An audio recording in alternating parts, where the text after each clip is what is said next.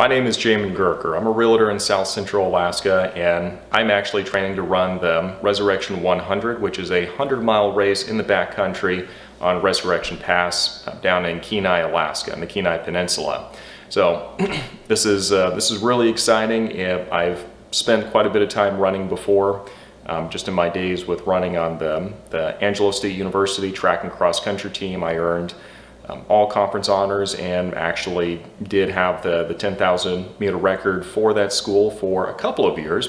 Somebody broke it just a little bit ago, but now I'm transitioning over into doing more of the ultra distance, like long distance stuff. So 10K is just over 6 miles, and a 100-mile race is obviously something completely different. So I'm really excited about this challenge. The race is going to be coming up really in the summer of 2023.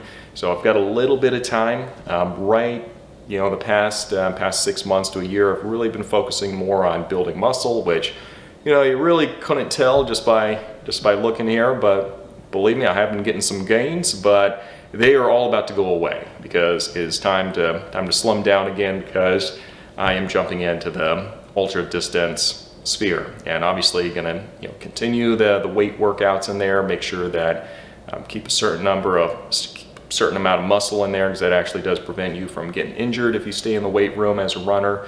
So I'm looking forward to it. Some of the obstacles I'm going to be running into along the way, obviously the volume, even with starting this far back, that is a lot of volume to have to ramp up. Luckily with the training, you don't have to run fast when you're doing the ultra distance stuff, which for me at least, I do actually end up getting injured a lot easier when I'm going faster as opposed to just doing a lot of miles really slow.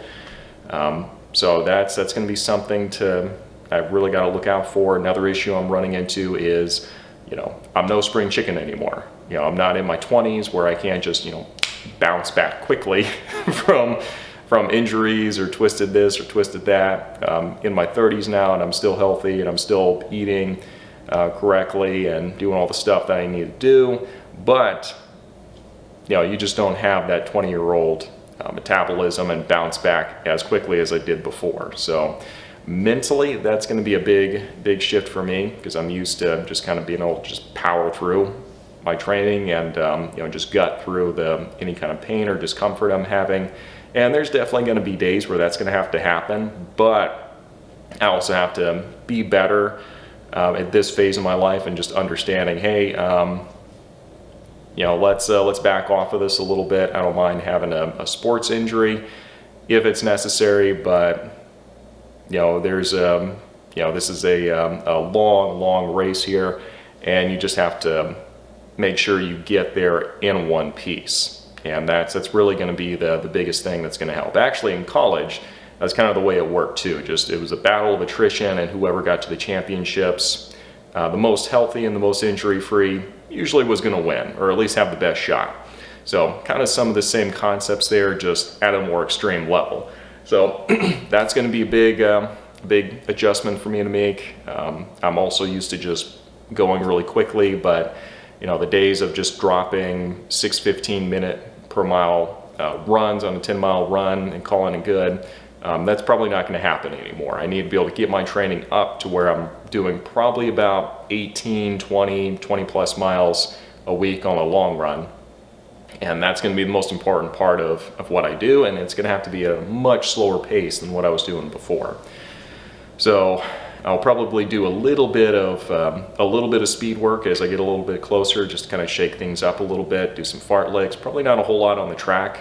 Me personally, I cannot stand the track, running on it at least. I feel like I'm running on a hamster wheel. But I'm probably going to be doing a little bit of it just to kind of shake it up and avoid some of the monotony of putting in as much mileage as I need to be doing. So another big obstacle I'll be running into, I'm just not diagnosed, but years of not stretching as much as I needed to has kind of left my lower back really kind of stiff and sore after a lot of runs. And I was talking with somebody a little bit ago, probably it's the psoas, which is a muscle, a tendon. I don't know what the exact term is. If you know what it is, post it down below. But what it is it's muscle that connects on your inner thigh and then runs up and connects to your lower back. And if you haven't been stretching correctly, especially over an extended period of time, those get really tired, and they don't really get stretched as well unless you're like really conscious about doing it. And what they can start doing is it's two separate muscles, and if they're not stretched, or I guess unstretched at the same level, they start pulling in different directions. So, really just making sure I'm staying on top of that. Also, it's Alaska, and I'm starting my training in the winter time. It was snowing this morning as I was out there running, and not a whole lot right now. It's still pretty clear roads and everything, but it's just a matter of time till we have that. I went and got a bunch of gear just a little bit ago, a lot of smart wool, so I'll let you know if I think that was worth the investment, or if it's just expensive expensive running gear. Time will tell, but I decided I'm gonna do it right and not try to just layer up with a ton of stuff from Walmart. I'm gonna make sure that it's good quality gear that I can be comfortable in, and not have to grit my teeth as much as I had to in my 20s with all the shoestring budget that I had. So yeah, so there's that obstacle. Staying warm, that's going to be a big one. Don't have the greatest circulation, believe it or not, even with all the running that I've done. So not great, kind of concerning, thinking about where I would be if it weren't for that. And man, it is windy out there. I can actually hear the wind coming through the door right now. So yeah, that's awesome. Looking forward to it. If you want to come along for the journey, feel free to. This isn't going to be the typical just Alaska stuff. This is going to be a little bit more of a look kind of into something that I'm really passionate about. And what I'm also going to be doing every week is just kind of sharing with you some of my thoughts, running thoughts from a book that I'm finishing up. I do read a book a week, and this week I'm reading Wise Mind Living. So this is pretty good stuff. A lot of it is not necessarily big, revolutionary, or groundbreaking, but what it does is it does kind of point you back to kind of the classic therapy things that therapists talk about quite frequently, which is identify your emotions, what it is you're feeling in the moment, dive a little bit deeper and figure out exactly where those are coming from. One interesting thing that she says in this book is that it's not a good idea to necessarily try to go all the way back to like some root event. So that might not always be something that's applicable. One running idea I did have as I was running is we spend so much time visualizing. It's something she kind of talks about in here. We spend so much time visualizing stuff and worst case scenarios, and you have a confrontation with somebody coming up and you just start getting yourself all worked up and thinking, okay, what if he or she says this? What if this happens? What if this happens? Well, I'm going to react this way, and I'm going to put my foot down, and I am just going to put the hammer to them.